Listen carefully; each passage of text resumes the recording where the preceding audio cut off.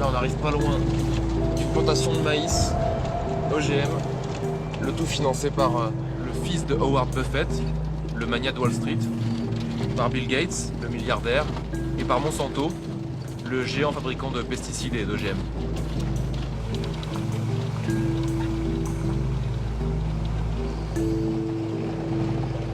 Nous sommes en septembre 2018. Je n'imagine pas que cette matinée en Ouganda va mobiliser 3 ans de ma vie de journaliste.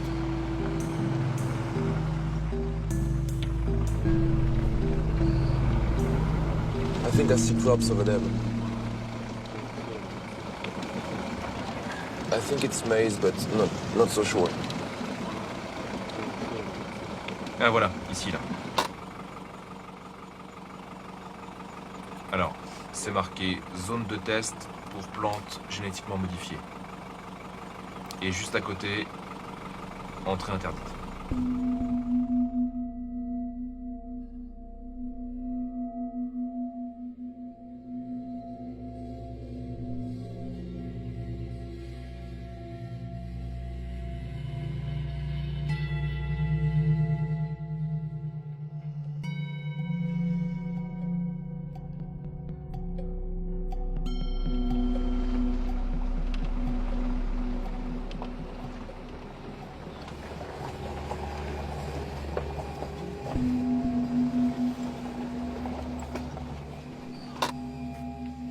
Hello, how are you? Good morning.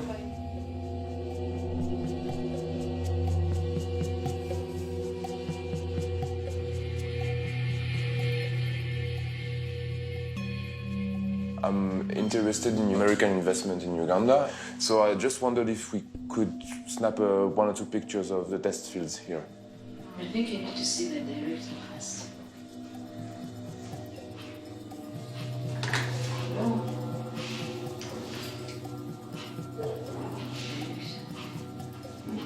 No, I've just been talking to the director. Yeah. He's not around. We can come in and just visit the place. No, without for an journalists, we have restrictions with journalists because you don't know what you can take, you don't know what you can cover. You know what is going on in Uganda. Yeah. It's kind of sensitive. Yeah. Okay. Thank you, madam. Thank you, have a good day. Nous avions demandé à plusieurs reprises un rendez-vous officiel avant ce qui va suivre. Il y a un mec de la sécurité qui a alerté pour qu'on nous prenne en chasse. A priori, on va se faire virer dans pas longtemps. Il nous cherche.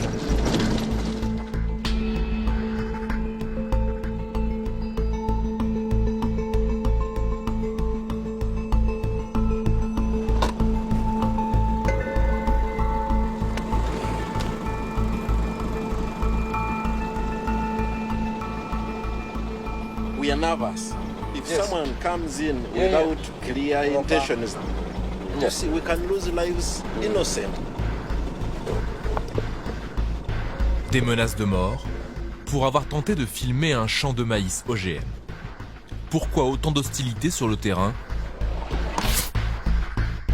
À l'exact opposé du ton utilisé sur les réseaux sociaux. Comme ici, avec la communication officielle du fils Buffett, l'une des fortunes qui finance le champ de maïs OGM en Ouganda. How are you? I remember when I sat down last year and I was trying to explain how this project was going to work. You know, the only way you could say is we're going to bring you rain. And they look at you like, well, how are you going to do that? I see you. Buffett promet d'amener la pluie. Un miracle, possible à condition d'utiliser les nouvelles technologies et d'oublier les traditions ancestrales de l'agriculture africaine. Un businessman bienfaiteur, américain, qui fait la leçon à des fermiers africains. La scène transpire le colonialisme. So the next few years, we hope that you can learn how to improve some of your planting. Si Buffett a le droit de filmer les champs qu'il finance, pourquoi pas nous? Parce que dans cet univers génétiquement modifié, les mots et la communication sont millimétrés et les réseaux sociaux le terrain idéal pour le lobbying. Imagine what it's like to live in extreme poverty. You have to think about the basics like your next meal all the time.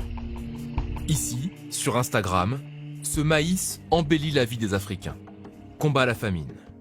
Il n'est pas OGM, il est dit résistant ou anti-sécheresse. En à peine 10 ans, le réseau social est devenu le nouveau temple du cool. Ici, même les milliardaires nous sont présentés comme accessibles, naturels, sincères, transparents. Transparents ?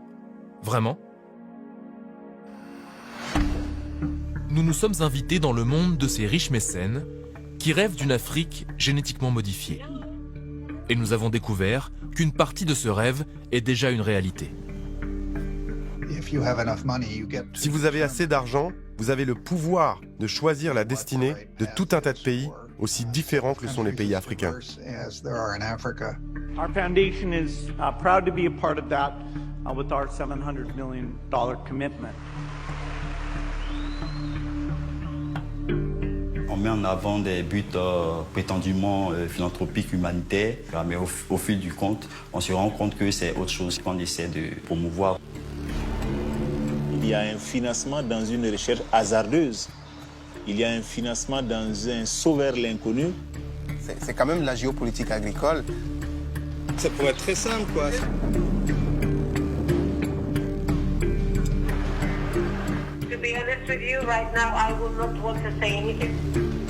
Au cœur de cette enquête, il y a une idée omniprésente, celle que les fortunes privées pourraient sauver le monde. C'est un phénomène que l'on appelle le philanthrocapitalisme. C'est l'idée que les objectifs de croissance et de profit des grandes entreprises sont compatibles avec ceux de la philanthropie, et c'est problématique. À l'ère du philanthrocapitalisme, sauver le monde justement rapporte des millions en réalité. Pour enquêter sur ces géants financiers pro-OGM, nous utilisons le même outil qu'eux, Instagram. Nous créons notre compte et nous abonnons au leur. Sur Instagram, le génétiquement modifié, il y a les pour. Vous pensez que les OGM peuvent aider l'Afrique ? Nous avons besoin de meilleurs outils. Nous voulons convaincre les meilleurs de nos agriculteurs et leur prouver qu'il existe de nouvelles opportunités, de nouvelles techniques sur le marché. Les fans. Et il y a les contre. Et même les ultra-contre. Les partisans du 100% non modifié qui dénoncent les risques OGM sur la santé et l'environnement. Quelque part dans cette galaxie, il y a une Instagrammeuse africaine, Darlene Kassem, 24 000 abonnés. Elle utilise son image pour personnifier son combat. Je suis Darlene Kassem. Il y a 1 an, j'ai créé une association environnementaliste. On était à 16 millions d'hectares en 1960 et aujourd'hui on est à moins de 2 millions d'hectares de forêt. C'est dramatique. Cette Ivoirienne se revendique de l'écoféminisme, la convergence entre les luttes écologistes et féministes. La nature et la femme sont deux choses qui sont très exploitées dans notre société, mais qui ne sont pas reconnues à leur juste valeur.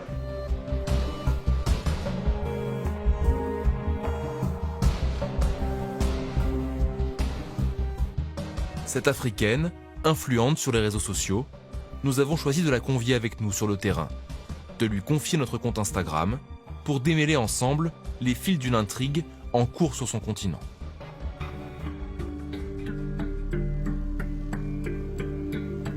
Sur la planète OGM, tout a commencé au début des années 90, aux États-Unis.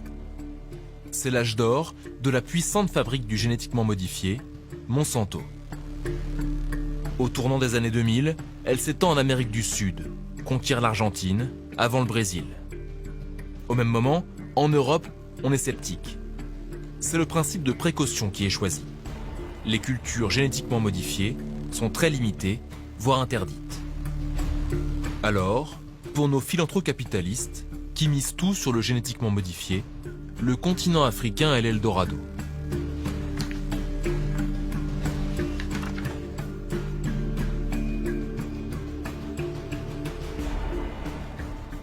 c'est seulement 3% des surfaces cultivées, par exemple en Afrique, qui sont des surfaces OGM, donc à peu près 4 millions d'hectares, alors qu'on est à 60-70 millions en Amérique latine. Donc on voit bien que là, il y a vraiment un potentiel, c'est un nouvel horizon, un nouveau front. Tout commence en 1997. À l'époque, un seul pays africain sur 54 accepte les OGM, l'Afrique du Sud. En à peine 20 ans, la quasi-totalité de son soja, maïs, coton, est devenue génétiquement modifiée. Depuis, le marché est en pleine expansion. Comme s'il s'agissait d'un progrès comparable à l'arrivée de l'eau courante ou d'Internet, la technologie OGM s'exporte ailleurs en Afrique. Tanzanie, Kenya, Ouganda, Soudan, Égypte, Nigeria, Burkina Faso, Côte d'Ivoire. Atterrissage à Abidjan, capitale économique de la Côte d'Ivoire. Ici, un changement majeur, l'arrivée des OGM, s'opère sans que les premiers concernés soient au courant. Nous y retrouvons l'activiste Darlene Kassem.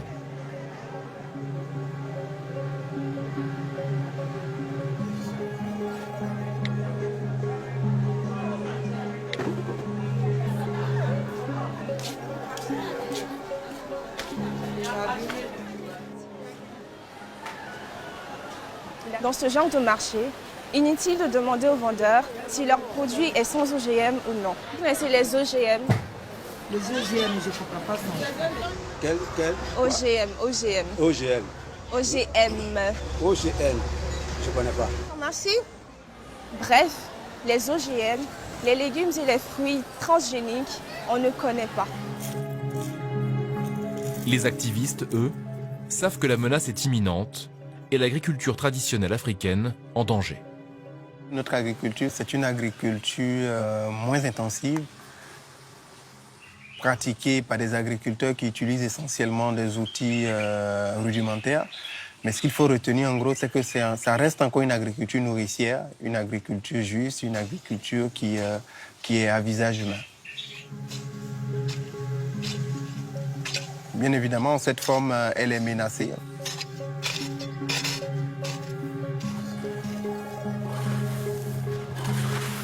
L'Afrique de l'Ouest fait partie des parties qui ne sont pas encore suffisamment exploitées.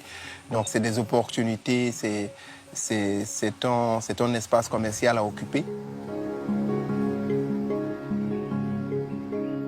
Avant 2016, la Côte d'Ivoire faisait partie de ces pays anti-OGM. Jusqu'à ce qu'un groupe de multinationales propose un deal au gouvernement ivoirien. Elles promettent de financer des investissements dans l'agriculture, notamment dans la production de riz, pour, disent-elles, lutter contre la famine. Et en échange, elles réclament et obtiennent le vote d'une loi qui autoriserait pour la première fois dans le pays recherche et commercialisation d'OGM. On était tous surpris en tant qu'agriculteurs d'apprendre que la Côte d'Ivoire venait de s'ouvrir aux OGM. C'était une grosse surprise pour nous. Ce n'est pas une loi qui a été vulgarisée. Donc on ne connaît pas le contenu de tout ce qui a été autorisé. C'est clair que la loi vient autoriser ces multinationales à exercer librement leurs activités. C'est vraiment une récompense aux multinationales. C'est quand même la géopolitique agricole.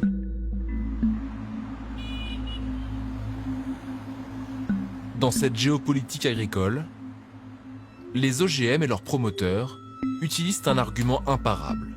Grâce à eux, adieu sécheresse et malnutrition. You can put a gene in that prevents the plant from getting disease. And so a disease that's wiping out the crops of poor people and causing tens of thousands to starve, you can get rid of that. Parmi ces grandes fortunes qui font la promotion des OGM, un homme sort du lot, Bill Gates. L'ex-boss de Microsoft, reconverti en bienfaiteur de l'humanité, se voit en Christophe Colomb des OGM.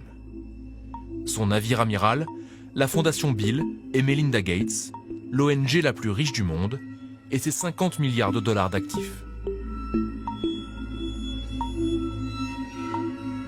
Bill Gates a 6 millions d'abonnés Instagram. Tous les jours, des vidéos et des photos pour les fans. Ici avec ses amis, riches et célèbres. En 20 ans, Et encore plus depuis la crise Covid-19, il est devenu incontournable. Vaccination, santé, agriculture. À tel point qu'il peut promouvoir ses propres solutions aux problèmes du tiers-monde. À grand renfort de millions de dollars, Bill Gates a décidé que le remède à la famine en Afrique, ce serait les OGM.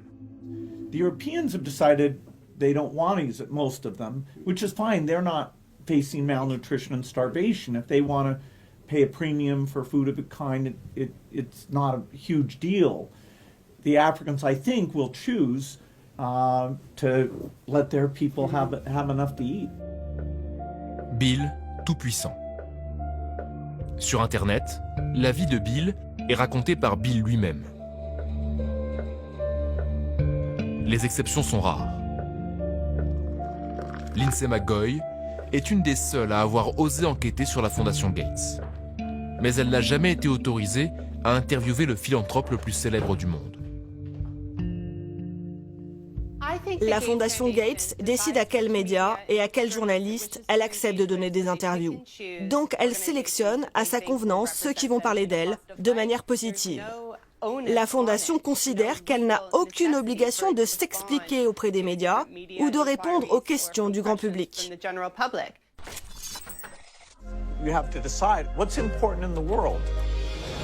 I will look at energy, climate change, and disease eradication. Il y a un mot que les hagiographies autorisées de Saint Bill Gates ne mentionnent jamais, et qui est pourtant crucial, le philanthrocapitalisme.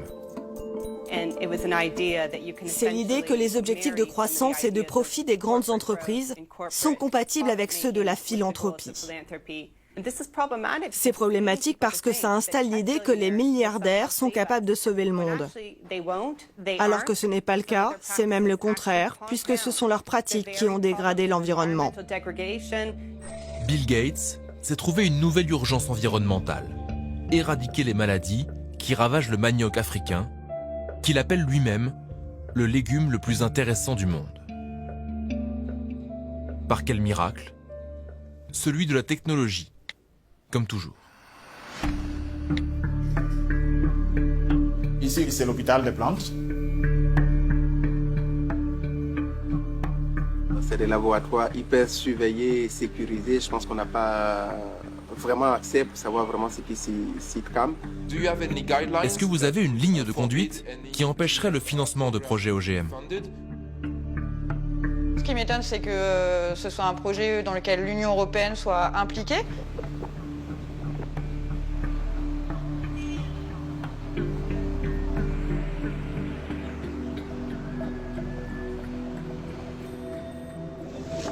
Abidjan. La capitale mondiale de l'attiéké. Cette semoule, obtenue en râpant le manioc.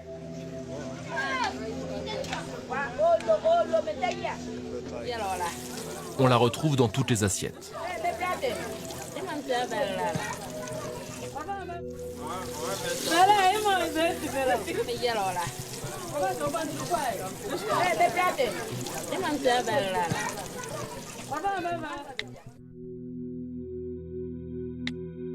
L'attiéké, c'est simple, c'est pas cher et c'est fait à base de manioc. Pendant l'épidémie de Covid, en Europe, vous faisiez des réserves de pâtes. Eh bien, nous, ici, on faisait des réserves de manioc. Le manioc, le légume le plus intéressant du monde, Gates a payé 15 millions de dollars pour qu'il soit analysé dans les moindres cellules, dans un laboratoire proche d'Abidjan. Lors de notre enquête, ce centre de recherche a attiré notre attention parce qu'il reste assez flou sur le contenu de ses travaux.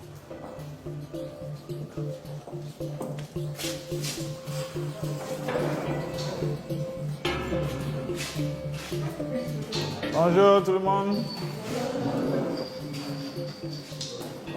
Vous faites l'extraction de quoi? ADN feuille de manioc. C'est quel échantillon ça? L'échantillon de Ici c'est le laboratoire de virologie de WAVE, West African Virus Epidemiology. Ce laboratoire a été ouvert en 2015 avec des fonds de la fondation Bill et Melinda Gates.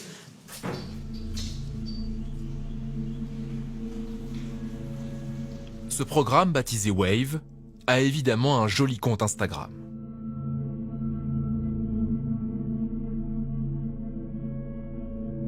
On y retrouve son généreux donateur et ses scientifiques sillonnant les champs de 10 pays africains à la recherche d'un remède qui sauvera le manioc de toute menace. Parasites, sécheresse, virus. Ici, c'est l'hôpital des plantes. À partir d'une cellule qu'on ne voit pas à l'œil nu, on peut générer une plante toute entière, identique à la plante d'origine, mais sans pathogène. Pour sauver le manioc, sur quel traitement de choc le Dr Gates fait-il travailler ses équipes? Il faut se préparer pour l'avenir. Il y a des technologies qui sont développées dans les laboratoires très avancés. Il faut que nous puissions les transférer ici. Le professeur Pita connaît bien le monde du génétiquement modifié. Son CV est impressionnant. Il a étudié dans le centre de recherche américain Donald Danforth Plant Science Center. Le centre Danforth est basé à Saint-Louis, dans le Missouri. Précisément en face du siège historique de Monsanto, aujourd'hui fusionné avec le laboratoire Bayer. J'ai fini ma thèse là-bas et je gardais toujours les attaches avec le Donald Danforth Plant Science Center. Justement, ce centre, il est souvent critiqué parce qu'il est financé par Monsanto, que du coup, c'est un centre qui promeut les OGM et la recherche. Monsanto était juste la rue d'en face. Et vous savez, entre chercheurs, on aime bien discuter, communiquer, comprendre ce qui se passe. Donc, nous avions des collaborations vraiment scientifiques. Donc, vraiment, ce financement de Danforth par Monsanto, bon, je ne m'y connais pas. Bon, je ne pourrais pas vraiment parler de ce que je ne sais pas. Ces financements dont il dit ne rien savoir, nous en avons retrouvé la trace. Une étude, co-signée par le Dr Pita lui-même et une consoeur salariée de Bayer Monsanto. En 2004, les deux chercheurs écrivent avoir manipulé un des composants d'un gène du manioc pour qu'il soit plus résistant aux parasites. Leur technique, l'extinction de gènes, en anglais gene silencing. Est-ce que vous êtes en train de préparer l'arrivée d'un manioc OGM en Afrique de l'Ouest? Je réponds non, qu'il n'y a pas d'OGM ici. Je serai pour les plantes transgéniques à condition que les conditions soient réunies et qu'il y ait vraiment un besoin. Actuellement, le besoin, il n'est pas là. Mais il faut être préparé. Il faut être préparé à tout. Une des salles de ce laboratoire a pourtant un nom évocateur. Donc en fait, ça c'est la salle dont je parlais pour l'amélioration génétique. Et très très rapidement, d'ici 6 mois, tout cela sera opérationnel. D'ici à 6 mois, dans cette salle, vous commencerez à faire du genetic improvement, de l'amélioration génétique? Non, pas vraiment. Nous allons apprendre les techniques. C'est différent. Et nous préparer en même temps à acquérir les nouvelles technologies telles que le CRISPR, toutes ces nouvelles technologies, lorsque nous serons vraiment prêts à les recevoir. Évoquer ces nouvelles techniques met mal à l'aise le professeur. Le CRISPR, par exemple, c'est une manipulation génétique récente. Des OGM nouvelle génération.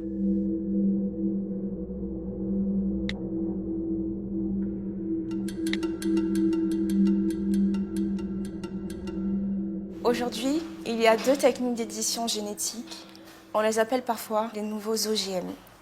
La première, les ciseaux CRISPR. Les ciseaux CRISPR découpent la partie du génome qui ne fonctionne pas bien.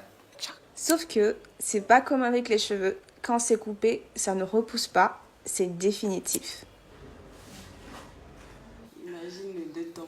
Et en plus, on ne sait pas encore quelles conséquences durables tout ça aura sur la plante. La deuxième technique, le gene silencing. Cette fois-ci, pas de coup de ciseau. Pour ne plus voir cette partie qui pose problème, on va la modifier avec de l'artificiel pour camoufler quoi. Pour la plante, l'artificiel, ce n'est pas seulement une perruque, c'est une vraie transformation interne, appelée la mutagénèse.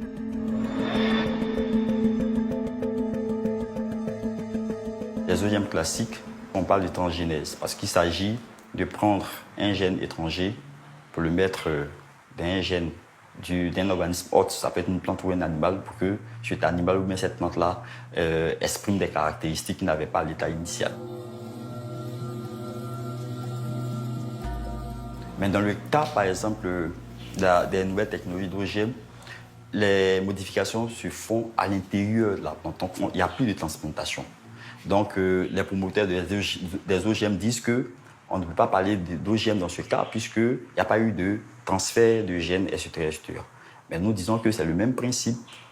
Il y a une décision de la Cour européenne, la Haute Cour de justice, qui est allée dans ce sens et qui a estimé que les organismes issus de la mutagénèse dirigée étaient aussi des OGM. Arrêt de la Cour, 25 juillet 2018. Les organismes issus de techniques de mutagénèse doivent être considérés comme relevant de la notion d'OGM.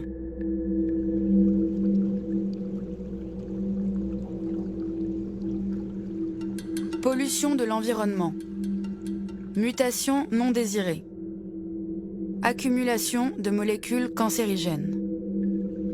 Perturbateurs endocriniens dans des plantes destinées à l'alimentation humaine et animale.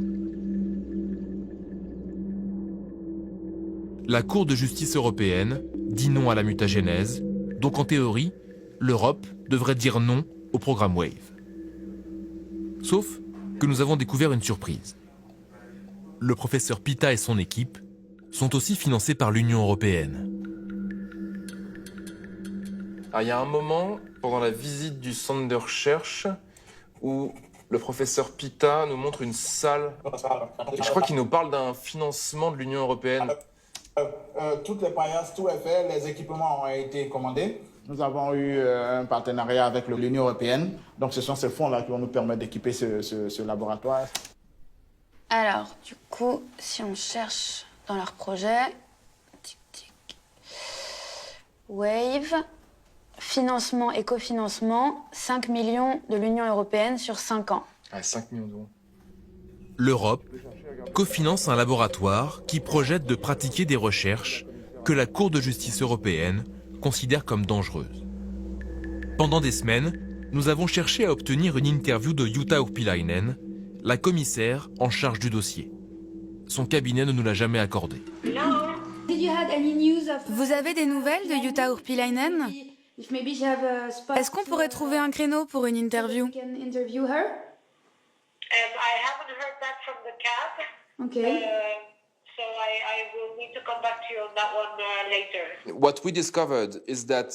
Ce que nous avons découvert lors de notre tournage en Côte d'Ivoire, c'est que ce programme a l'intention d'utiliser de nouvelles techniques, comme le CRISPR, l'édition génétique et encore d'autres choses. Et devant notre caméra, ils ont dit que c'était grâce au financement européen. Donc, c'est pour ça qu'on vous appelle.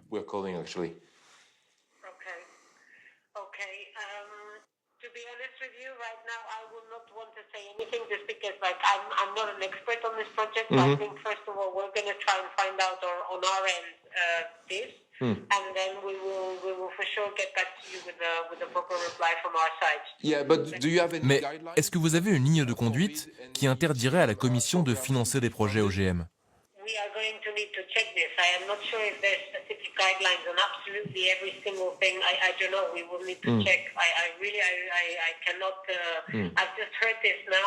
Yes, of course. Même les ONG qui épluchent chaque centime de financement de la Commission européenne ignorent que le programme WAVE souhaite aussi modifier les gènes du manioc. Ce qui m'étonne, c'est que ce soit un projet dans lequel l'Union européenne soit impliquée. Nous, des échanges qu'on a pu avoir avec des membres de la Commission, l'Union européenne ne souhaite pas financer le développement des OGM en Afrique. Et en tout cas, nous, on a une loi de 2014, qui est la loi pour le développement et la solidarité internationale, dans laquelle la France s'engage à ne pas financer recherche, production et commercialisation d'OGM en Afrique. Donc ça reste très très interpellant. Par mail, la Commission finit par nous répondre qu'aucun laboratoire ne travaille sur des OGM en Côte d'Ivoire et que les équipements achetés grâce au financement européen sont insuffisants pour procéder à ces recherches avancées sur les OGM. L'Europe se cache derrière son petit financement, 5 millions d'euros, en ignorant les 15 autres millions de dollars offerts par Bill Gates au programme WAVE. Autant d'argent qui permet l'avancée OGM en Afrique.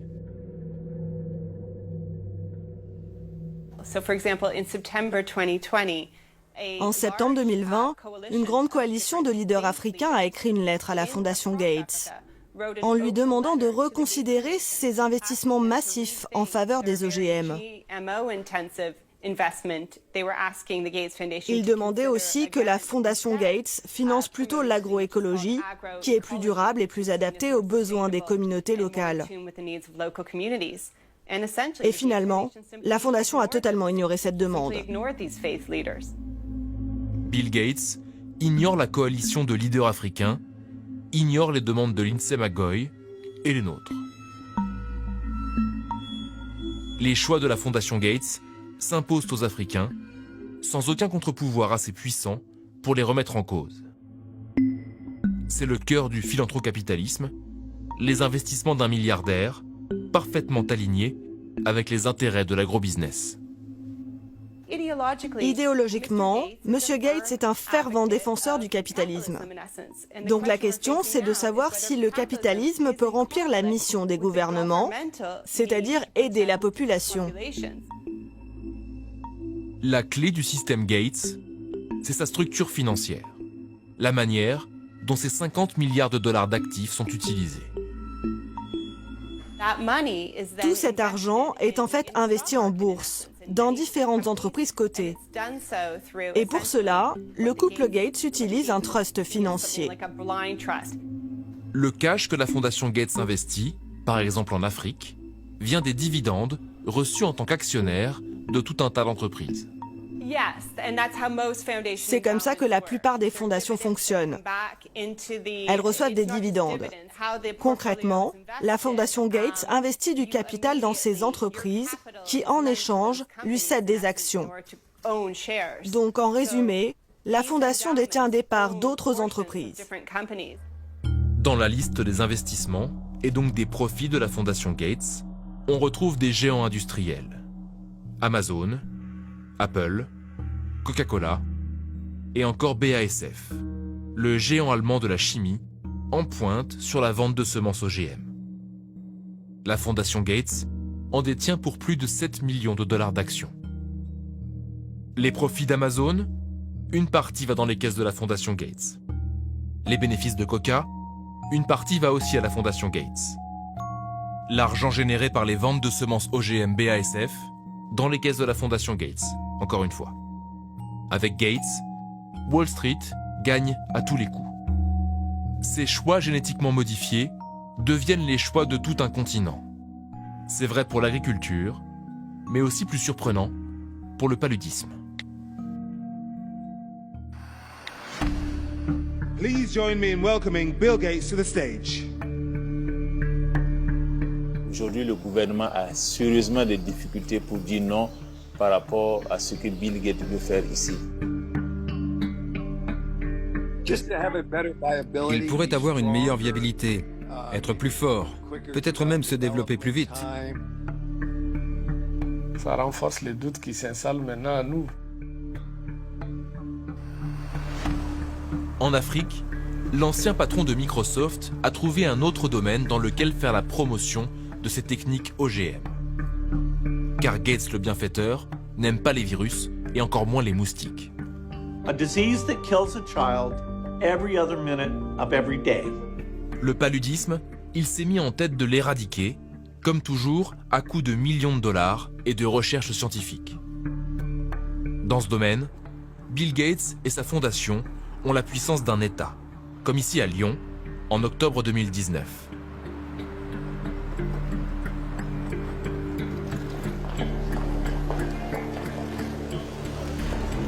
Tous les chefs d'État du monde sont venus annoncer leurs promesses de dons pour lutter notamment contre le paludisme. Et la grande star de ce gala de charité a sa place au premier rang.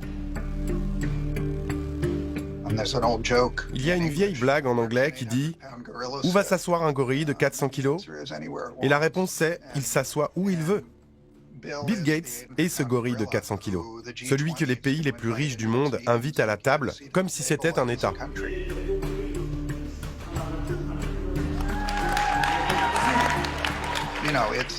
Et ça, c'est vraiment la face la plus dangereuse du philanthrocapitalisme. Si vous avez assez d'argent, vous avez le pouvoir de choisir la destinée de tout un tas de pays, aussi différents que le sont les pays africains.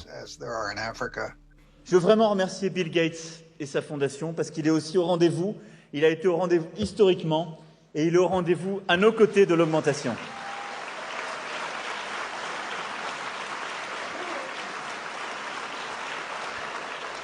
Donc, et je conclurai là-dessus,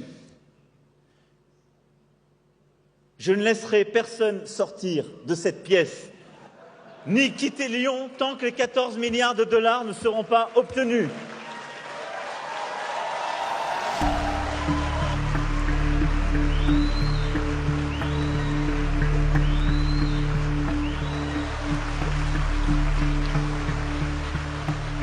Generous donors will be invited to announce their commitment to the Global Fund for the next 3 years. The European Union will contribute 550 million euros. £1.4 billion pledge. $840 million. $930.4 million Canadian dollars. $1 million de dollars américains. 6 millions de dollars américains. $6 million US dollars. 1.5 million US dollars. 12 million US dollars. 1 million de dollars américains. $1 million de dollars américains.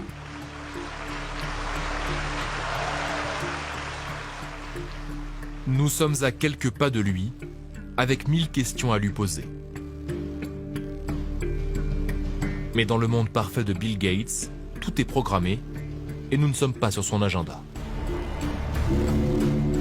Please join me in welcoming Bill Gates to the stage. Qui d'autre que Bill Gates peut dépasser l'Europe en promesse de dons?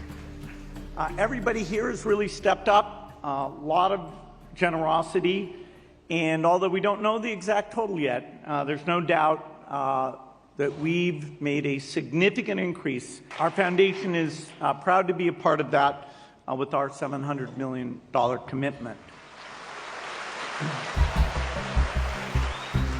Qui d'autre que lui peut recevoir une standing ovation des chefs d'État africains?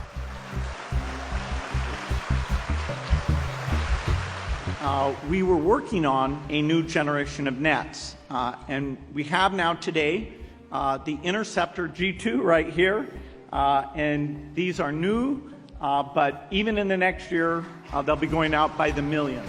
Ces moustiquaires, dont Bill Gates est si fier, elles sont signées BASF, une des entreprises dont sa fondation est actionnaire. Our foundation has been working with BASF. Avec sa puissance de frappe, la fondation Gates peut offrir des moustiquaires pour lutter contre le paludisme jusque dans les villages les plus reculés d'Afrique, comme ici, en Côte d'Ivoire. Donc, essayez d'utiliser la moustique imprégnée et bien l'utiliser pour éviter la pluie des moustiques qui évitera le paludisme.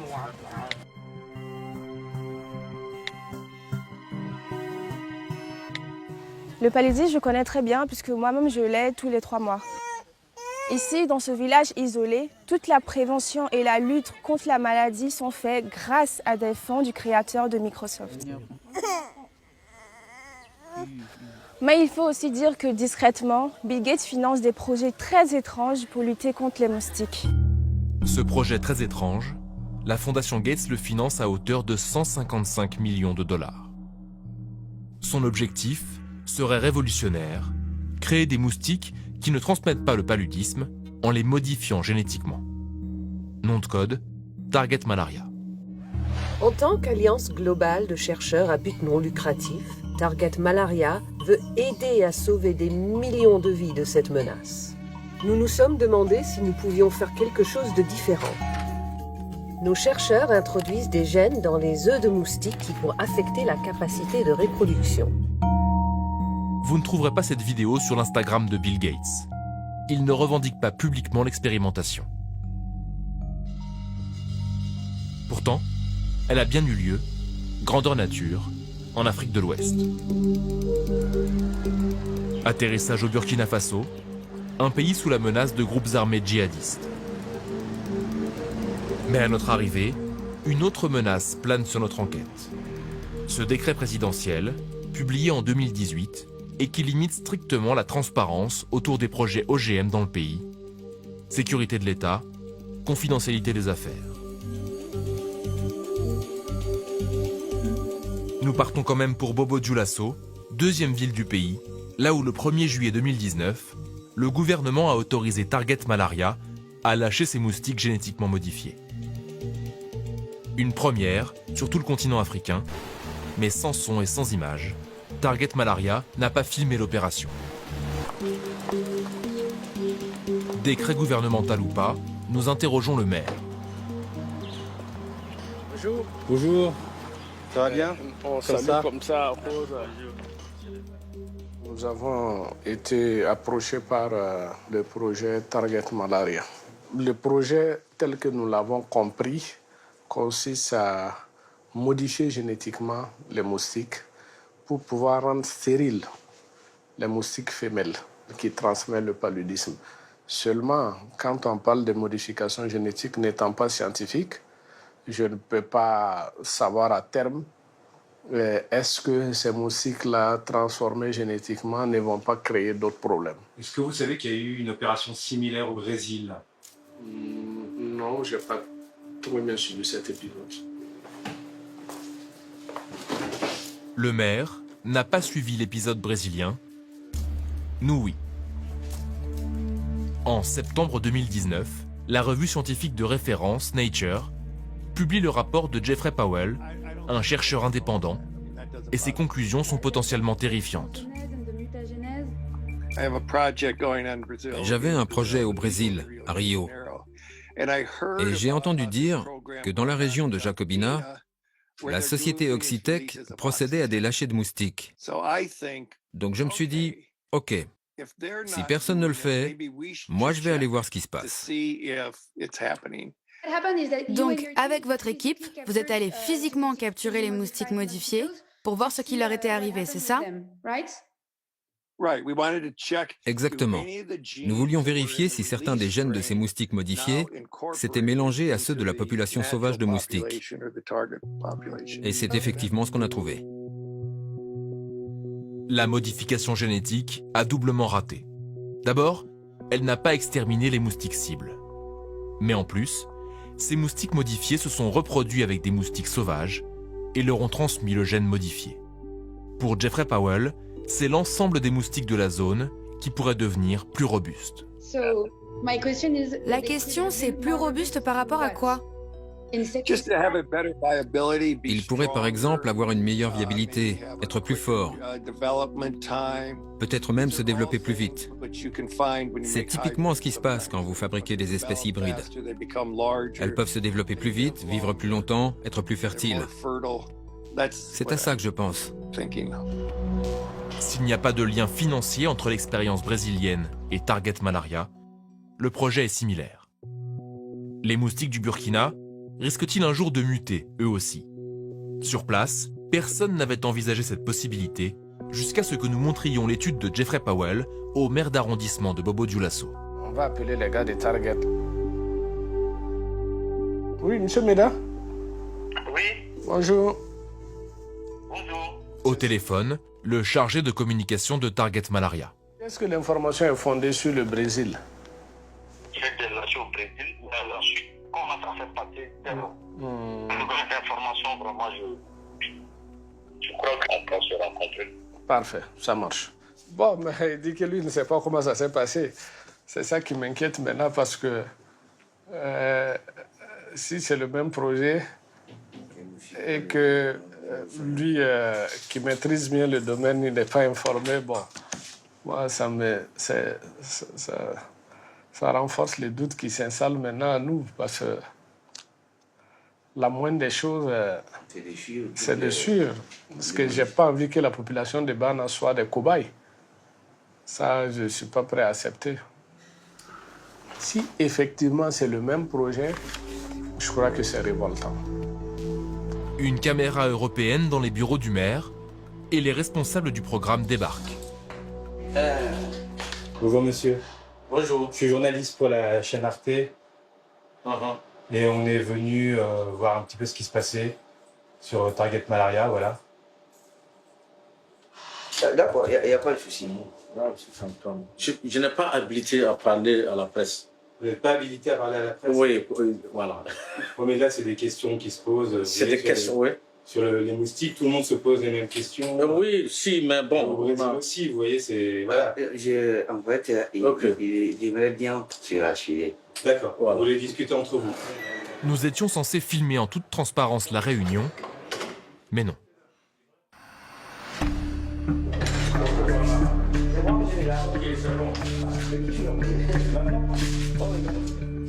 Ça pourrait être très simple, quoi. C'est pas une question, c'est pas du secret d'État, quoi. Nous, on aime communiquer sur le projet. On l'aime. Même au niveau international, on a des choses qui communiquent sur le projet. C'est compliqué quand même, hein. Très bonne journée. Merci.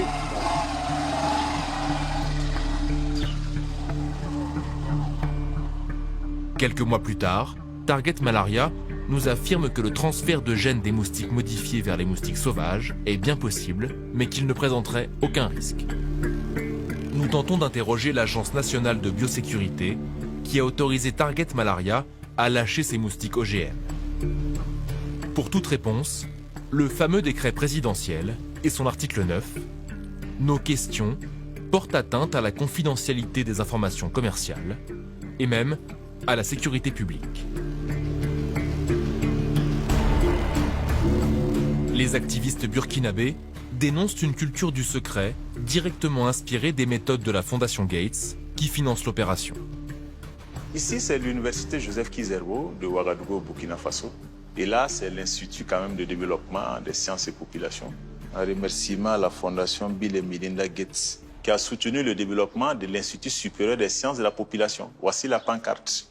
C'est une fondation qui met beaucoup de milliards dans beaucoup de secteurs au niveau de mon pays. Je pense que le gouvernement est compromis à travers tous ces financements-là. Et aujourd'hui, le gouvernement a sérieusement des difficultés pour dire non par rapport à ce que Bill Gates veut faire ici. D'un point de vue économique et même politique, avec les OGM, la Fondation Gates essaie encore une fois de favoriser les grandes entreprises occidentales. Alors que son discours, c'est de dire qu'elle améliore la justice sociale dans le monde. C'est pour ça que beaucoup de gens sont opposés à l'introduction des OGM en Afrique. Bill Gates, qui n'a pas l'habitude de répondre aux questions qui le dérangent, répondra-t-il à celle d'une activiste africaine ?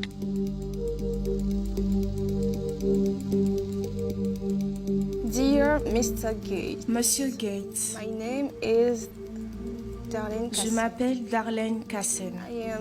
Je suis une jeune femme ivoirienne, activiste environnementale. Je pense que votre fondation ne devrait pas mener notre continent exclusivement sur la voie des OGM. Cordialement.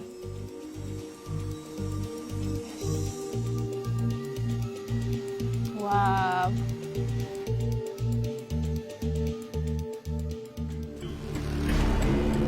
Bonjour Darlene, merci pour votre mail. La Fondation Bill et Melinda Gates investit dans des outils innovants susceptibles d'améliorer la vie des personnes les plus démunies. Nous travaillons pour soutenir une recherche sûre, éthique et transparente qui inclut l'édition génétique et d'autres techniques potentiellement révolutionnaires. Merci. L'équipe des relations presse, Fondation Bill et Melinda Gates.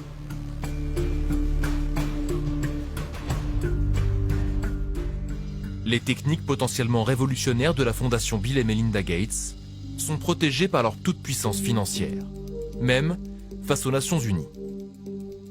Bill Gates, plus fort que l'ONU. Comme ici, dans des centaines d'emails internes à la Fondation Gates et au programme Target Malaria, mis en ligne par un lanceur d'alerte américain. On y découvre que la Fondation Gates a payé 1,6 million de dollars pour qu'une agence de lobbying influence un groupe de scientifiques de l'ONU. Son but ? Faire accepter par ses experts la technique de mutation des moustiques. Opération réussie, car dans cet email, les responsables du programme écrivent que l'ONU ne s'est pas prononcée pour l'interdiction de cette technique, ce qui est très positif. La réunion de l'ONU s'est terminée le 17 décembre et n'a pas décidé d'imposer une interdiction du forçage génétique. C'est très positif pour nous. Personne donc, même les agences de régulation de l'ONU, ne peuvent freiner les expériences du géant américain. Personne pour lui dire « Et si vous vous trompez, monsieur Gates? Si les moustiques modifiés devenaient des mutants? Si le manioc transgénique ne supportait plus la pluie, le vent, le soleil, qu'adviendrait-il alors du continent africain? »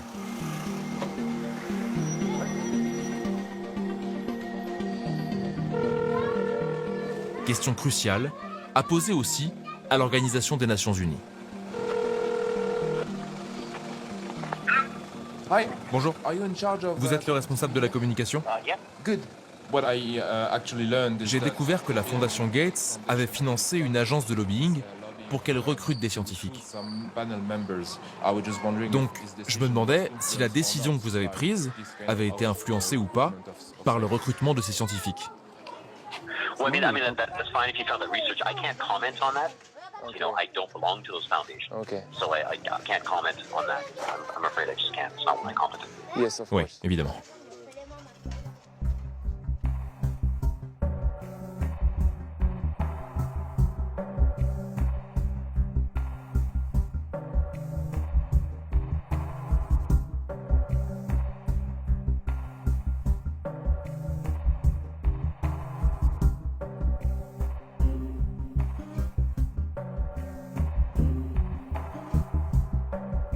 Des mois après nos demandes d'interview, Bill Gates continue de poster sur Instagram, mais il n'a jamais répondu à nos questions de journalistes.